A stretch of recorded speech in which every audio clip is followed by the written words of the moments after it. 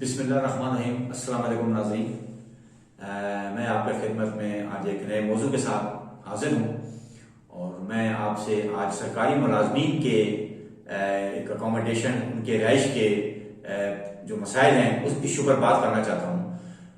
वज़ारत ख़ारजा में 22 अक्टूबर 2020 को एक मरासला जारी किया गया जो उनके जनरल सर्विसेज डायरेक्टरेट है, उनके डायरेक्टर गुलाम हुसैन साहब ने जारी किया और उस मरासला में ये बात तहरीर की गई कि जो सरकारी मुलाजमीन जिनके पास रावलपिंडी और इस्लामाबाद में अपने ज़ाती मकान हैं और उन्होंने सरकारी मकान भी हासिल किए हुए हैं, उनके खिलाफ महकमाना कार्रवाई भी होगी और उनके मकान भी कैंसिल कर दिए जाएंगे।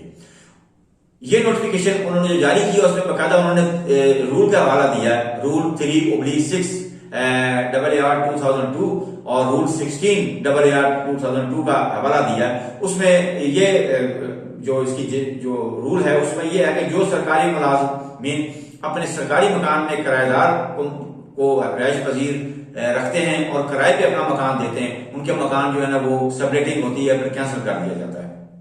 और इसमें यह भी उन्होंने तहरीर किया कि जिनके जाती मकान है वो उन्होंने सरकारी मकान भी अपने पास अकोमोडेशन रखी है, तो वो अपने जो सरकारी मकान है वो सरेंडर कर दें और वो ताकि वो लोगों को दिया जाए जो लोग वेटिंग लिस्ट में इस टाइम हैं और वो जो उनको मकानात नहीं मिले सरकारी, उन सरकारी मुलाजमीन को उनको वो दे दिए जाएं।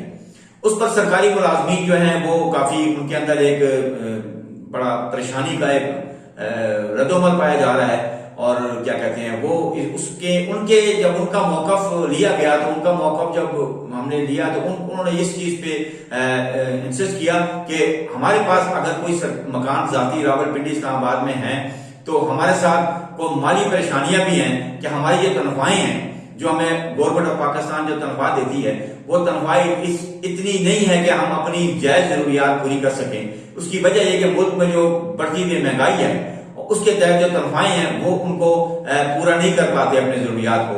यूटिलिटीज बिल होते हैं, उनके बच्चों के स्कूल की फीसेज होती हैं, जो बच्चे बड़ी क्लासों में पढ़ते हैं, कॉलेजेस में पढ़ते हैं, उनकी फीसेज होती हैं और उसके बाद उनके घर का जो ग्रोसरी होती है वो उन तमाम चीजों को मद्देनजर रखते हुए उनकी तनख्वाह पे उनका गुजारा नहीं होता जायज तरीके से। तो वो सरकारी मुलाजमीन जिनके पास कोई मकान होता है उन्होंने मकान किराए पे दिए होते हैं, अपने जाती मकान, और उन किराए के पैसों में से और तनख्वाह में से वो अपने घर का महीने का बजट चलाते हैं ताकि वो अपना गुजर बसर सही मायने में कर सकें। और हर आदमी की ख्वाहिश होती है कि वो अपने बच्चों को अच्छी तालीम दिलवाए। यहाँ पर हमारे मुल्क में सबसे बड़ा फुकदान है कि हमारे मुल्क में यकसा निजाम तालीम का बहुत बड़ा फुकदान है। यहाँ पर जो एलिट क्लास है हमारे मुल्क की, ब्यूरोक्रेसी है, हमारे मुल्क की पॉलिटिशियन है, वो चाहते हैं कि जो हमारे बच्चे अच्छे स्कूलों में पढ़ें, अच्छे कॉलेजेस में पढ़ें ताकि वो अच्छी पोस्टों पर जा सकें, मगर गरीब का बच्चा जो है वो उर्दू मीडियम में पढ़े ताकि वो हमारे बगैर हमारे सामने ना बैठे, हमारे मुकाबले में ना आ सके। और यही वजह है कि गरीब का बच्चा जो है वो नायब कासद भर्ती होता है या वो करंट भर्ती होता है। इसके मुकाबले में जो ये एलिट क्लास है और ब्यूरोक्रेसी है, इनके बच्चे PhD करके डॉक्टर भी बन जाते हैं, वो सीएस अफसर भी बन जाते हैं, वो जज भी बन जाते हैं, वो इंजीनियर भी बन जाते हैं। इस वजह से गरीब का बच्चा जो है वो तरक्की नहीं कर सकता। मगर जो गरीब है उसके अंदर भी एक शऊर पैदा हो गया है कि हम अपने पेट में पत्थर बांध दें, हम अपने ख्वाहिशात को मार लें, हम अपने बच्चों को अच्छी तालीम दिला दें ताकि हमारे बच्चे अच्छे स्कूलों में, अच्छे कॉलेज में पढ़ के अच्छी पोस्टों पर जा सकें, वो भी इस मुल्क में सियासत अफसर बन जाएं, वो भी DC बन जाएं, वो भी डॉक्टर बन जाएं, वो भी इंजीनियर बन जाएं। ये उनका राइट है, ये राइट उनको आइन ने दिया है। हमारे आइन पाकिस्तान ने सबको मुसावी हकूक दिए हैं, खा वो बड़ा है खा छोटा है। और आइन ने इस पाकिस्तान हमारे मुल्क के 1973 का जो आइन है उसमें आर्टिकल 38 ने अवाम को ये इंश्योर किया है उसमें कि रियासत की जिम्मेदारी है कि हर शहरी को रोटी, कपड़ा, मकान, रोजगार, सेहत ये मुहैया करे, ये रियासत की जिम्मेदारी है। इस टाइम अवाम जो है वो महंगाई की चक्की में पिसे में है। वो अपने कुछ लोग ऐसे सरकारी मुलाजमीन जो बेचारे शाम के ऑफिस की छुट्टी के बाद वो गाड़ी चलाते हैं, वो ड्राइवरिंग कर रहे हैं, टैक्सी ड्राइवर बने हुए हैं, उसमें से वो कुछ पैसा कमाते हैं, कोई करीम, कोई ओवर, या कोई कई लोगों ने स्टॉल लिए हुए जो त्योहार वाले दिन स्टॉलों में बैठते हैं और अपने बच्चों के, अपने घर की जरूरियात पूरी करते हैं। हर घर के मुख्तलिफ अफराद हैं, कईयों के 10 अफराद हैं, कईयों के 5 हैं, कईयों के 7 हैं।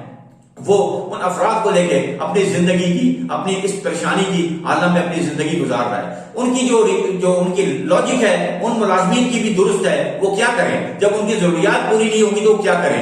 लामला इंसान जो है वो नाजायज काम की तरफ जाता है, वो क्रिमिनल एक्टिविटी में चला जाता है जो अपने बच्चों की जरूरियात पूरी न कर सके। हमारे मुल्क में ख्वाहिशात के तहत सारा काम होता है। ये इस मुल्क की सियासतदान, इस मुल्क की ब्यूरोक्रेसी और इस मुल्क की एजेंट क्लास जो है वो अपने ख्वाहिश के लिए करप्शन करती है और मुल्क में जो है ना वो सारा करप्शन का निजाम उन्होंने चलाया हुआ है। एक गरीब आदमी अपनी जरूरत के लिए अगर वो जायज तरीके से पैसा करे, अगर वो इस तरीके से पैसा कमा के अपने बच्चों को पूरा करे तो वो भी काम जुर्म बन जाता है और उसके खिलाफ महकमाना कार्रवाई भी होती है। और हमारा कानून भी जो है उनके लिए कोई गुंजाइश नहीं, हमारा कानून उनके लिए अदल इंसाफ उनको दे सके। इस मुल्क में बड़े के लिए कानून कुछ और है, छोटे के लिए कानून कुछ और है। इस टाइम गरीब किस मसाइल से गुजर रहा है उस हमारी अदालतों को भी उसको एड्रेस करने की जरूरत है। मैंने इस इशू पर उनकी सारे बात सुनने के बाद मैंने वजारत खारजा के जिम्मेदार अफसर से टेलीफोन पे भेजे थे, ब्यूरो चीफ, मैंने उनसे बात की तो मालूम हुआ कि जो डायरेक्टर साहब है वो बीमार हैं, ऑन लीव हैं। तो मेरे उनके स्टाफ से बात हुई, उनके पीए से बात हुई तो उन्होंने तस्दीक की इस बात की कि जी बिल्कुल ऐसा मरासा जारी हुआ है। हम उन सरकारी मुलाजमीन को जो उनके खिलाफ कानूनी कार्रवाई भी कर रहे हैं और हमने उनको नोटिस जारी कर दी है कि जिनके पास एक जाती मकान है वो अपना सरकारी मकान सरेंडर कर दें। तो ये हमने नोटिफिकेशन जारी कर दिया है। तो जब मैंने उनसे पूछा कि ये क्या वजह पेश आई इसको करने की, तो उन्होंने बताया कि जी क्योंकि सुप्रीम कोर्ट में ये केस जो है ना जेर समात है और सुप्रीम कोर्ट ने इस पर खुद नोटिस लिया है, जिसके बाद हमने इस किस्म की कार्रवाई शुरू कर दी है। तो मैंने उनसे पूछा कि सुप्रीम कोर्ट ने अगर इसका नोटिस लिया तो इस पर जो सरकारी मुलाजमीन भी सुप्रीम कोर्ट में जारी बात है फरीक बने होंगे, जिन लोगों के साथ इस किस्म के मामला हो रहे हैं उनके खिलाफ कार्रवाई हो रही है। तो उन्होंने सुप्रीम कोर्ट में तो वो पार्टी बने होंगे, क्या उन्होंने स्टे लिया है? उन्होंने कहा नहीं, उन्होंने स्टे नहीं लिया, लेकिन सुप्रीम कोर्ट में केस अभी जेर समात है और अभी इसकी जो है डेट फिक्स नहीं हुई। तो मैंने उनसे पूछा कि जब सुप्रीम कोर्ट में केस जेर समात है और सुप्रीम कोर्ट ने इस केस का खुद नोटिस ले लिया है, जाहिर बात है सुप्रीम कोर्ट ने स्टेट की बात भी सुननी है और उन्होंने उन मुलाजमीन की भी बात भी सुप्रीम कोर्ट ने सुननी है। उसके बाद सुप्रीम कोर्ट ने अपनी जजमेंट जारी करनी है, अपना फैसला देना है कि आया इनके साथ क्या होना चाहिए। तो जब तक वो फैसला नहीं आया तो आप इसको पेंडिंग कर दें। आपने अपनी कार्रवाई क्यों शुरू कर दी? जो छोटे मुलाजमीन होते हैं उनके लिए तो आप 24 घंटे के अंदर अंदर सुबह होने से पहले ही आप उनके खिलाफ कार्रवाइयां कर देते हैं। और जो ब्यूरोक्रेसी जो इस टाइम मुल्क में करप्शन भी करती है और जो वायलेट भी कर रही है रूल को, आप उनके लिए कार्रवाई नहीं कर सकते। इनकी मिसालें सामने हैं। वजारत खारजा में इस किस्म के करप्शन हो रही है। कई लोगों ने, कई सफीरों ने बैर मुल्कों में एम्बेसी बेच के खा गए हैं। कई लोगों ने मनी करप्शन की है। कई अकाउंटेंट ऐसे हैं जो उन्होंने करप्शन की है और इस टाइम पाकिस्तान में बैठे उनके खिलाफ कोई कानूनी कार्रवाई नहीं हो रही है। इस टाइम जो इनके वजीर खारजा साहब है वो सरकारी गाड़ियां इस्तेमाल कर रहे हैं। उनके घर में 5-5, 4-4, 6-6 गाड़ियां जो है वो चल रही हैं, जिसकी मैं वक्त आने पर मैं बकायदा उसकी फुटेज भी दूंगा और मैं सबूत भी पेश करूंगा कि इस मुल्क के वजीर खारजा शाह महमूद कुरैशी साहब की बात कर रहा हूं कि उन्होंने नाजायज तौर पे गाड़ियां सरकारी इस्तेमाल कर रहे हैं जिसके वो हकदार नहीं है। इसके बाद उन्होंने कुछ अपनी सिरे की पट्टी के, अपने मुल्तान के इलीगल लोगों को रेगुलाइज किया है, जो रूल के तहत वो जो एलिजिबल नहीं है उनको उन्होंने रेगुलाइज किया है और तकरीबन हर कैटेगरी के लोग उन्होंने रेगुलाइज कर दिया है। इस किस कानून के तहत किया, ये भी उनके ऊपर एक जुर्म बनता है। इस मुल्क में वजीर आजम हुई गिलानी साहब जो स्पीकर नेशनल असेंबली थे, उन्होंने सरकारी मुलाजमीन की भर्तियां की थी तो उनको भी 5 साल की सजा हो गई। तो शाह महमूद कुरैशी भी वही काम कर रहे हैं। इसके सबूत भी मेरे पास मौजूद हैं। कुछ केसेस हाईकोर्ट में जेर समात हैं जिस पर यह फैसला होना बाकी है। वजारत खारजा में कई इस किस्म के केसेस हैं जिसपे वायलेशन हुई है मगर उनको कोई पूछता नहीं है। अगर ये सारा जोर जो नजला गिरता है गरीब मुलाजमीन पे गिरता है, ये कहां का इंसाफ है? मैं अपनी आला अदलिया से एक दरख्वास्त करता हूं, खुदारा आप जब इस केस की समाअत करेंगे तो ये जरूर मद्देनजर रखिएगा कि क्या ये मुलाजमीन जो कुछ कर रहे हैं अपने ख्वाहिश के ताबे कर रहे हैं या ख्वाहिशात के तहत कर रहे हैं या जरूरियात के तहत कर रहे हैं। इस्लाम में, शरीयत में यह हुक्म, अगर आदमी कोई जरूरियात के तहत चोरी भी करता है तो उसकी सजा हुक्मरान को मिलती है। इसलिए कि जब घर में भूख होगी और घर में चूल्हा नहीं चलेगा तो अगर वो चोरी करता है तो उसके सजा रियासत का सरबराह है वो जिम्मेदार है। ये गरीब लोग क्या करें? इनके किस तरह आप बजट बना दें पहले इस गरीब का, आप 25-30 हजार में इनके घर का बजट बना के दे दे सुप्रीम कोर्ट, उसके बाद इनके खिलाफ जो कार्रवाई करती है आप करते हैं। इनके बच्चे हैं, उनको तालीम दिलाना होता है, सेहत का मसला है, उनके घर में 3 वक्त की रोटी खिलाने का मसला है। वो गरीब यहाँ से नौकरी करते हैं, पार्ट टाइम करते हैं, उसके तहत पूरी अपनी जरूरियात पूरी करके वो अपने बच्चों का पेट पाल रहे हैं। तो इसमें कौन सा बड़ा जुर्म हो गया?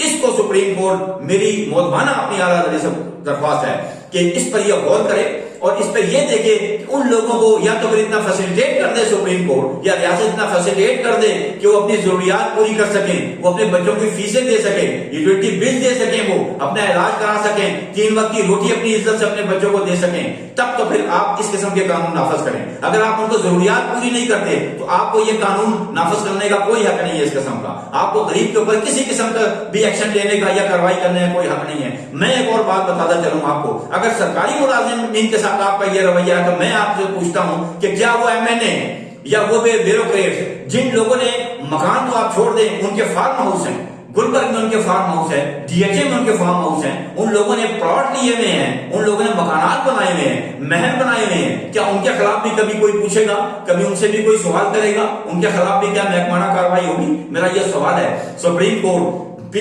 बहुत बड़ा गुजारिश है मेरी तरफ से, सुप्रीम कोर्ट इस पर जरूर सोचे, इस केस की फिर फोर समाज शुरू करे और यह देखे कि जिन गरीबों पर यह कार्रवाई करें, क्या वो गरीब जरूरत के तहत किराए पे मकान अगर वो देते हैं तो वो अपने जरूरत के तहत अपने बच्चों का पेट पाल रहे हैं, अपने बच्चों की जरूरियात पूरी कर रहे हैं, उनका क्या जुर्म है? फिर ये मेंबर नेशनल असेंबली पे भी ये कानून नाफिज करें। जिन मेंबर नेशनल असेंबली के इस्लामाबाद में मकानात हैं, जिन मेंबर नेशनल असेंबली के इस्लामाबाद में फार्म हाउस हैं जो ऐसी के अड्डे बने हुए हैं, उन लोगों को भी कार्रवाई करें। फिर वो पार्लियामेंट के इजलास में आके जो पार्लियामेंट लादियों में इन्होंने अपने कमरे लिए हुए हैं, जिसके बिजली के बिल भी हुकूमत दे रही है, जिसके गैस के बिल भी हुकूमत दे रही है, उनके खून के बिल भी हुकूमत दे रही है, मेरा सवाल है किस खाते में दे रही है? फिर उनके मकान उनके साथ भी यही शुरू किया जाए कि जिनके पास जाती मकान है इस्लामाबाद में, वो पार्लियामेंट लादियों को इस्तेमाल नहीं करेंगे। कानून सबके लिए बराबर है, आइन ने सबको बराबर रखा हुआ है, मुसावी हकूक दिए हुए हैं। खुदारा इस किस्म का जुल्म मत करें गरीबों के साथ, इन सरकारी मुलाजमीन के साथ। इस सबसे पिछड़ा हुआ तबका इस पाकिस्तान में इस्लामाबाद में सरकारी मुलाजमीन हैं। बहुत शुक्रिया।